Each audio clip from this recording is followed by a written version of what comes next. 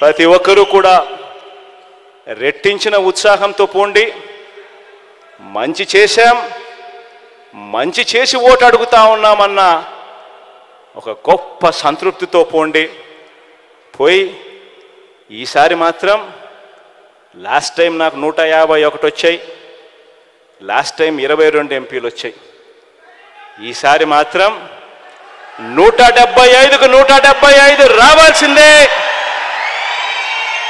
ఆ దిశగానే అడుగులు పడాలి. 25కి 25 ఎంపీలు రావాల్సిందే అన్న దిశగానే అడుగులు పడాలి. ఆ దిశగానే అంతే కాన్ఫిడెన్స్తో అడుగులు వేయమని చెప్పి మీ అందరికీ కూడా all the very best wishes తెలియజేస్తూ,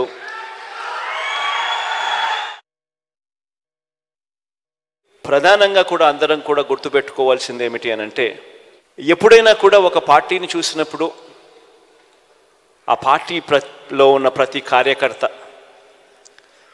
రాష్ట్ర స్థాయి నుంచి చూసుకుంటే గ్రామీణ స్థాయి వరకు కూడా ప్రతి కార్యకర్త కూడా తమ నాయకుడు ఎలాంటి వాడు అని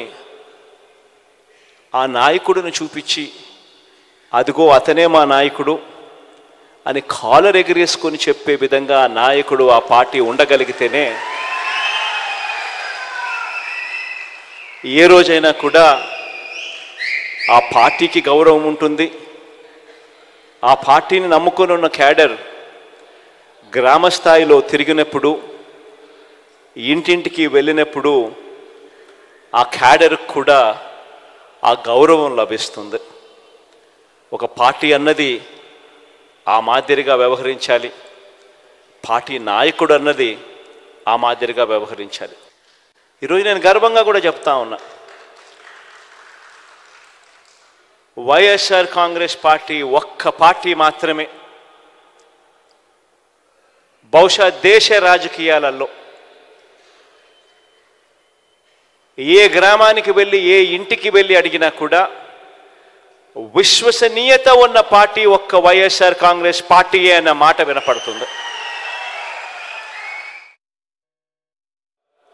5 సంవత్సరాల మన పరిపాలనలో ఆ మేనిఫెస్టో అనేది ఏదైతే మనం చెప్పామో, ఆ 2 పేజీల మేనిఫెస్టో అని మనం ఏదైతే చెప్పామో, ఆ మేనిఫెస్టో అన్నది నిజంగానే ఒక బైబిల్గా, ఒక భగవద్గీతగా, ఒక ఖురాన్గా భావిస్తూనే చిత్తశుద్ధితో అడుగులు వేశాం. ఈరోజు 5 సంవత్సరాల తర్వాత గర్వంగా కూడా ప్రతి క్యాడర్లో ఉన్న ప్రతి ఒక్కరూ, రాష్ట్ర స్థాయి నుంచి గ్రామ స్థాయి దాకా కూడా ప్రతి ఒక్కరూ కూడా గర్వంగా వెళ్ళి, ఎన్నికల ముందు అక్క ఇది చెప్పాం, చెప్పినవన్నీ కూడా చేశాం అని ఏకంగా 99% హామీలన్నీ నెరవేర్చి మేనిఫెస్టో తీసుకొని వెళ్ళి మళ్ళీ ప్రతి ఇంట్లో చూపించి మీరే టిక్కు పెట్టండి అని అడిగే నిబద్ధత, చిత్తశుద్ధి వైఎస్ఆర్ కాంగ్రెస్ పార్టీకి మాత్రమే ఉంది అని కూడా చెప్తా ఉన్నాను ఈరోజు.